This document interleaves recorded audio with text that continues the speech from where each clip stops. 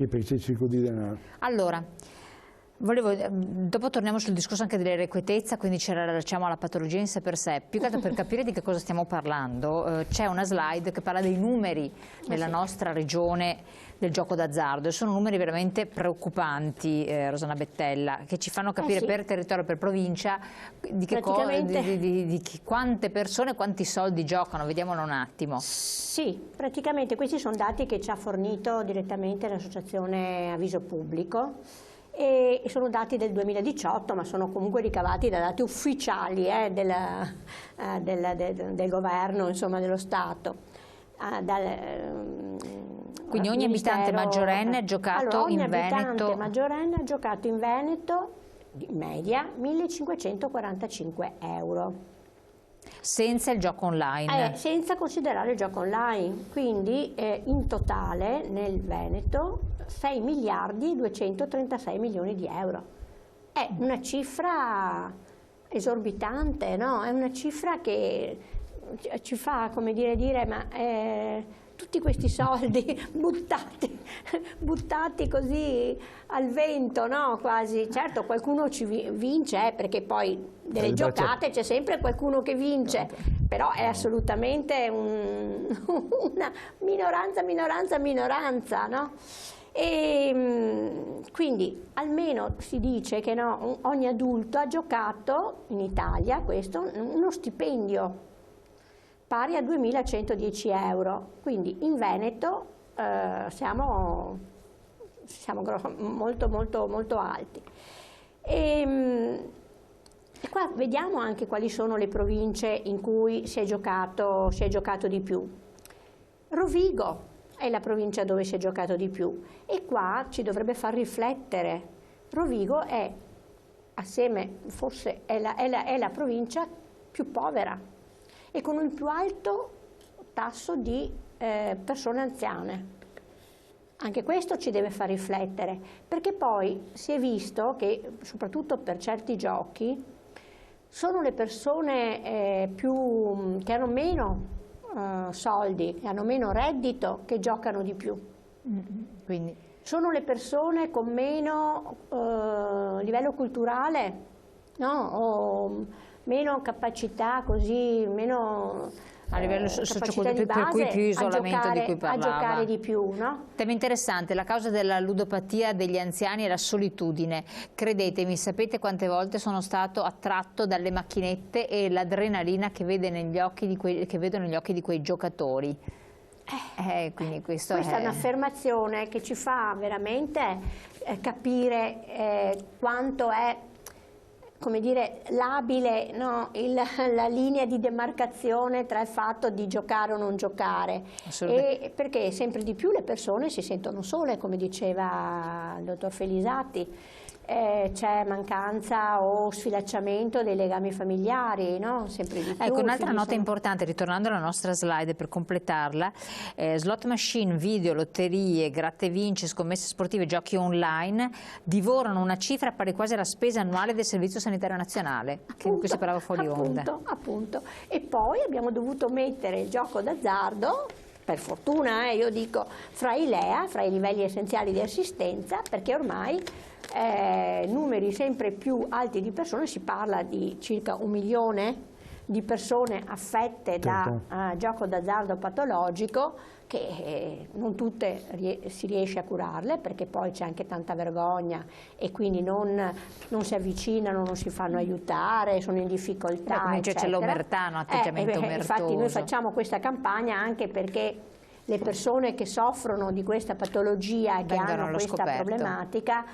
sappiano dove andare, insomma, e che è importantissimo che si facciano aiutare. Per far guarire questi poveri anziani ludopatici bisogna agire sull'affettività e sulla creazione di reti amicali. Non bisogna dimenticare che siamo esseri fragili, specialmente se siamo soli. Dottore. Ricordiamo, per i meno giovani, una vecchia canzone di Giorgio Gaber, che mette un po' l'occhiolino sul concetto di libertà. Libertà non vuol dire vivere sopra un albero, libertà è partecipazione. E anche all'anziano in qualche modo bisogna un po' proporre, suggerire, contestualizzare delle occasioni perché l'anziano sia partecipe, si senta protagonista della propria vita e di quelle degli altri. Perché le nuove forme di solitudine sono sempre più diverse, sempre più allargate, nel senso che ormai viviamo in senso plurale in una società sufficientemente piatta, dove il concetto di futuro è tutto rivisitato, tutto rivisto. Qual è il futuro che ci aspetta? Da un punto di vista ambientale, da un punto di vista sociale, da prospettive di nuove conquiste, della qualità della vita. E in effetti, come diceva la collega Rosanna, il soggetto non è che gioca chi ha soldi, il soggetto ricco, gioca anche quello, ma ci sono i cetti anche più poveri, non solo gli anziani pensionati, ma anche coloro che sono senza un'attività, senza una collocazione, perché in qualche modo si prova anche a giocare. Tentano la fortuna. Perché non ci sono più degli aspetti anche, e qui metto un po' solo in maniera circoscritta, un aspetto un po' anche politico della rivendicazione della mia situazione.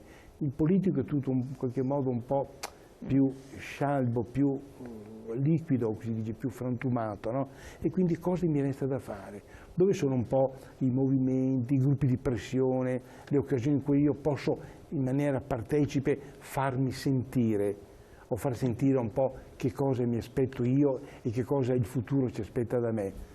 Non ci sono, non c'è. E allora mi butto in questi vicoli ciechi che riguardano un po' un discorso privatistico, un discorso individuale, un discorso senza spessore sociale, dove io da solo, ancora una volta, mi rapporto a questo essere soli con il gioco.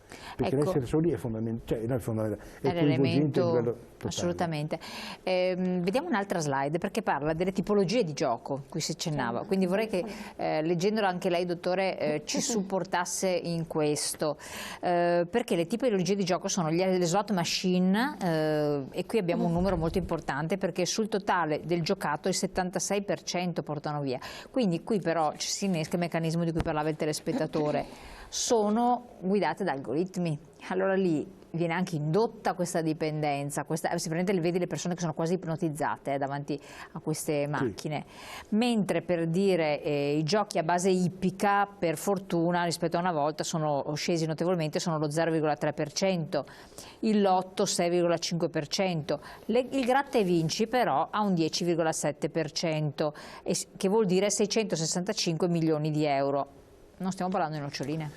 No, le slot sono molto, molto interessanti, perché le slot vengono collocate in un ambiente, in un'atmosfera del tutto particolare. E cioè, se potete notare anche voi come cittadini, che non è che la slot la trovi così, in un posto così, sul marciapiede, su un locale strafrequentato, in mezzo alla confusione.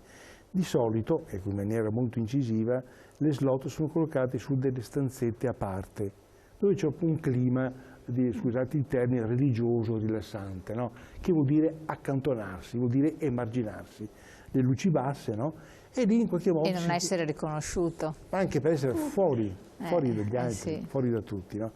Le slot sono molto facili perché certamente i gratta e vinci, ma anche i tavoli verdi del casino, il lotto superenalotto, però le slot sono di facile accessibilità, nel senso che ricordiamo ancora una volta che per giocare anche alle slot, non serve una preparazione, non è un gioco di abilità. Cioè sarebbe quello che si preme il tasto, no? Si preme continuamente il tasto. Io abbiamo visto che ho frequentato il casino come operatore per alcuni anni e lì vedevamo dei giocatori che li vedevi anche dalla postura, cioè dal modo loro di sederci sulla sedia, che erano lì sicuramente da ore. Mamma mia. Da ore. Ma lì c'è una forma di ipnosi. Ma certamente che c'è il discorso anche dello schermo stesso, della slot, dei colori, poi c'è anche la superstizione, perché abbiamo visto parecchie anche donne, anche più che uomini che donne, sono superstizioni che loro sono affezionati a quel tipo di macchinetta, quel tipo di slot, vanno anche con dei santini per esempio, toccano lo schermo con i santini. Allora li vogliono vincere? Vogliono vincere, vogliono stare lì il più tempo possibile e mi spiego, se io vinco non ho la mentalità algoritmica di dire ho giocato 100 e ho vinto 200, vado a casa con un attivo di 100. Il discorso di vincere è perché posso restare qui ancora. E qui mi rifaccio alla mia affermazione precedente che a me, giocatore patologico, interessa giocare e non vincere, non perdere. Allora, chiaramente nel momento in cui io vinco, cioè perché il portamonete anche del ricco, cioè, io ho avuto a che fare con parecchi, definiamoli ricchi, cioè persone benestanti ricchissime di debiti.